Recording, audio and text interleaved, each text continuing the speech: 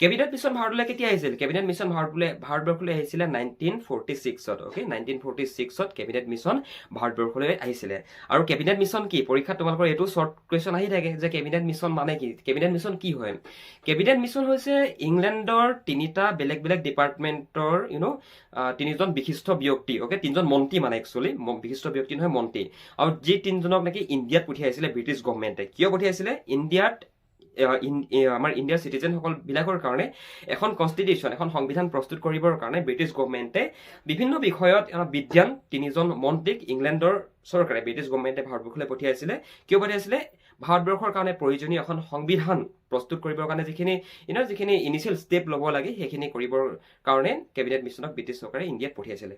একেবাৰে চিম্পুল লজিক হয়। অ'কে, সংবিধান সভা মানে কনষ্টিটিউয়েণ্ট এছেম্বলিত কাক সংবিধান সভাৰ স্থায়ী দায়িত্ব হিচাপে স্থায়ী সভাপতি হিচাপে নিৰ্বাচন কৰা হয়।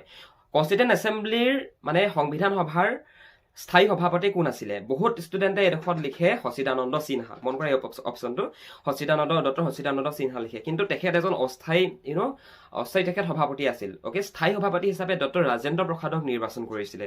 এইটো কথা সদায় মনত ৰাখিবা, পৰীক্ষাত কমন পৰি থাকে এই প্ৰশ্নটো।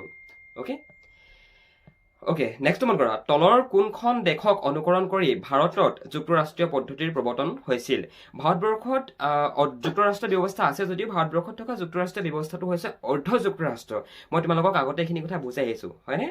এতিয়া আমাৰ ভাৰতবৰ্ষত থকা এই যি যুক্তৰাষ্ট্ৰীয় ব্যৱস্থা, এই যি অৰ্ধ যুক্তৰাষ্ট্ৰীয় যি ব্যৱস্থা, এই ব্যৱস্থা কোনখন দেশৰ সংবিধানৰ পৰা ভাৰতবৰ্ষে এডপ্ট কৰিছিলে, ভাৰতবৰ্ষে অনুকৰণ কৰি পিনে নিজৰ আমাৰ ইণ্ডিয়ান কনষ্টিটিউশ্যনত আমাৰ ভাৰতবৰ্ষৰ সংবিধানত সেইটো অন্তৰ্ভুক্ত কৰিছিলে যুক্তৰাষ্ট্ৰীয় ব্যৱস্থাৰ কনচেপ্টটো। শুদ্ধ উত্তৰটো হৈছে কানাডা। অ'কে, কানাডাৰ যিখন কনষ্টিটিউশ্যন, কানাডাৰ কনষ্টিটিউশ্যনখন ফ'ল' কৰি পিনে আমাৰ সেইটো সময়ত আমাৰ যি সংবিধান সভা আছিলে, সংবিধান সভাই এই যি যুক্তৰাষ্ট্ৰীয় ব্যৱস্থাটো আমাৰ কনষ্টিটিউশ্যনত, ইণ্ডিয়ান কনষ্টিটিউশ্যনত সেইটো ইনক্লুড কৰাই দিছিলে, ইণ্ডিয়ান কনষ্টিটিউশ্যনত সেইটো মানে ভৰাইছিলে মানে। আৰু এতিয়াও আমাৰ ভাৰতবৰ্ষৰ যুক্তৰাষ্ট্ৰীয় ব্যৱস্থা আছে, বাট ফুল্লি যুক্তৰাষ্ট্ৰীয় নহয়, অৰ্ধ যুক্তৰাষ্ট্ৰীয়। অ'কে, মানে হাফ ফেডাৰেল আৰু কমপ্লিট ফেডাৰেল নহয় মানে।